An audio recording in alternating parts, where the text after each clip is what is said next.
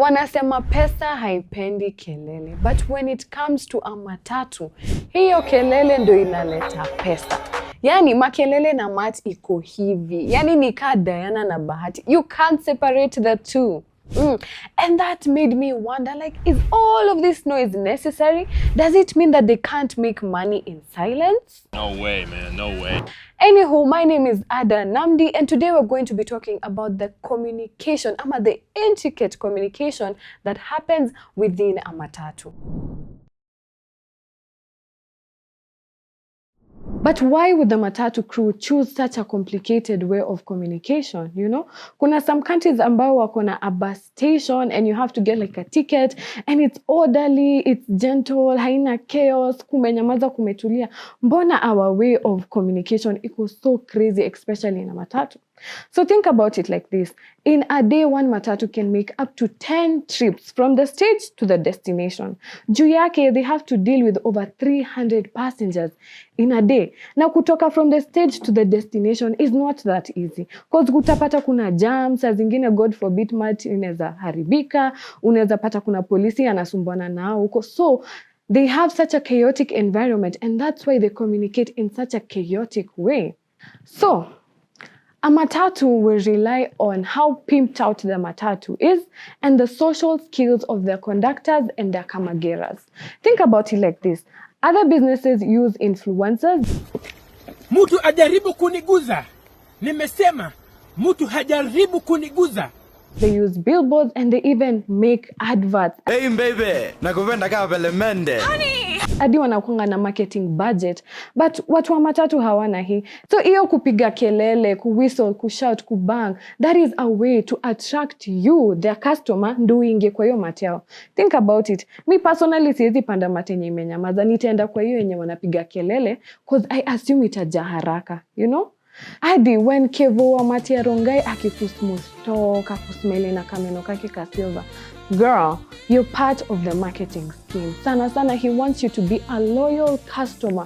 Because from that day onwards, utakuna ngoja mati ya Kevo upande ndo uende home. Hautaipanda mati ya mtu mwingine. And what have you done? Umerahisisha job yake ya kujaza hiyo mat. So communication within the matatu itself is very different from how it is outside. Unaona, nje tulikuwa na watu wakiscream, wakishout, wakibang, but inside kuna kuanga na a very composed way that the conductor communicates with the driver.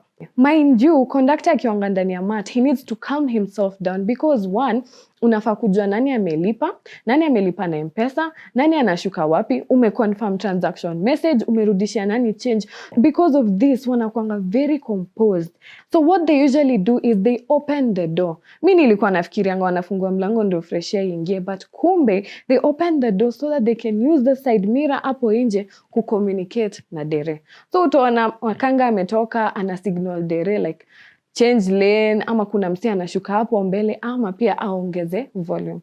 Now, this happens because unaona there's a barrier between the driver and the conductor. And they can't shout back and forth. Ati saimo shukisha hapo mbele. No. Think about it like this. Ukiwa kwa aeroplane, hapo kwa cockpit, pilot anakuanga na PA system. PA system ni nini? Ni microphone na speaker. Enye inam-allow ku-communicate na cabin crew na passengers wao. But sasa unaona wasee wa mat hawana hii. That's why they use the side mirror and they open the doors to easily communicate with each other. And then pia, the volume mziki inakuanga too loud, so the side mirrors come in handy. Another essential part of matatu communication is the slangs that they use. Did you come share notice? So what happens is they have almost 33 people in the matatu listening to their conversation. So if they have a pressing matter, what will they do? So that's why inside the matatu kuna kuangana a different type of language. Did you can sheng ama a modified way of sheng? Me, I like to call it a code word. They have code words within the matatu that they use to communicate between themselves so that passengers waelewe na pia wakishikwa na mapolisi wasielewe kenye wanasema. Betenga sombo to na kupimbitiga rwamba tabe unanipimbitiga chwamba tani na kupimbitiga ni nini unaongea hivyo? This made me wonder, has matatu communication always been this chaotic and noisy? So I did research and I came to find out that it has always been chaotic and very noisy. So firstly, matatus were introduced in Kenya in 1934. And in that time, kulikuwa na matmbili peke yake. Hizo matmbili zilikuwa just for the colonialists.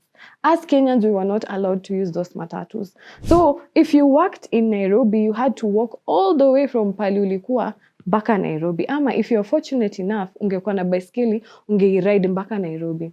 Then in 1950, OTC, the Overseas Transport Company, and KBS, Kenya Bus Service, introduced 30 more matatus in Kenya.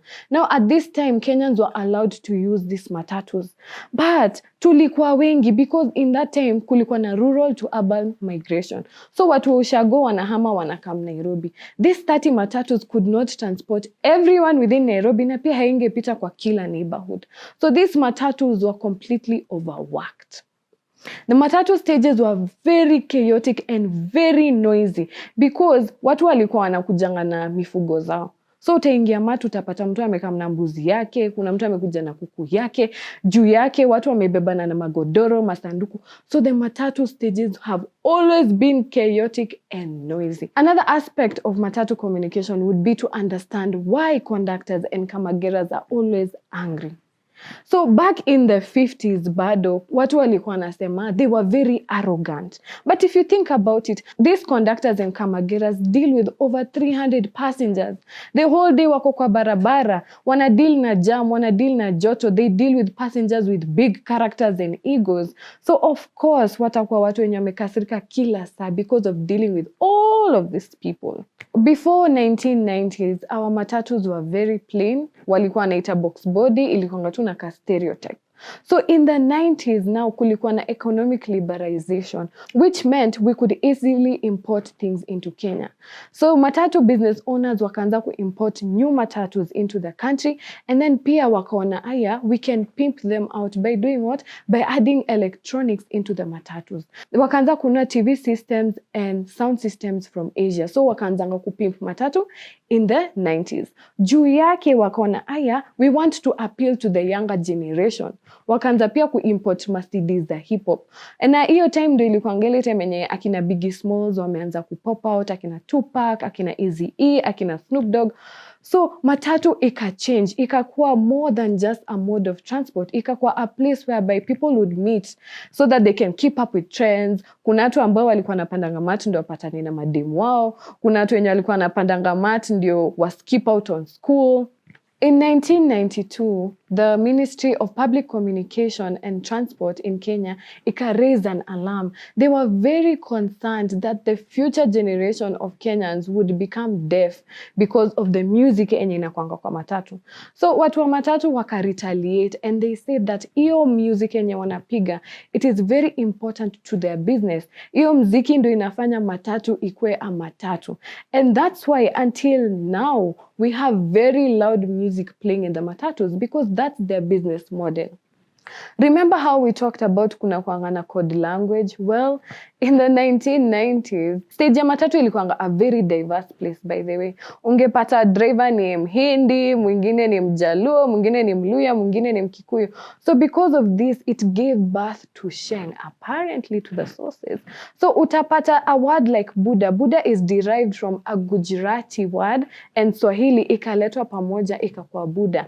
So Sheng was given birth to during that time. Tukakuwa na words ka tushasema Buddha, Fathe, Mathe, Babi, Kanairo, and such like. So the next time utajipata kwa stage ya matatu ama matatu, appreciate the beauty of that chaos. Because we have seen it's not just chaos, it's a beautiful, coded and systematic way of communication. So next time ingia, observe venye wanaongea, appreciate it because the matatu industry has heavily influenced the culture within Kenya today. Yeah? Kuna wengine wetu wenye walipatana na their first love kwa matatu. Mtu kama mimi, that is where I first came to know Vibes Cartel. So I really have to hand it over to the matatu industry and I have so much respect for them.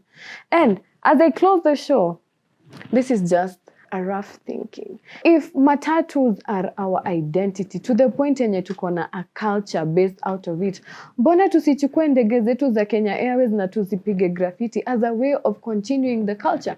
Think about it. We are going to hit international headlines. Na watu watapanda ndege zetu for the sake of what? Kuona graffiti yetu. Let me know in the comment section down below what you think about matatu communication and what you think about tukipiga ndege zetu za Kenya Airways graffiti. Till next time, keep it green media. I have been your host, Adah Nnamdi, South Sea's finest and baddest girl.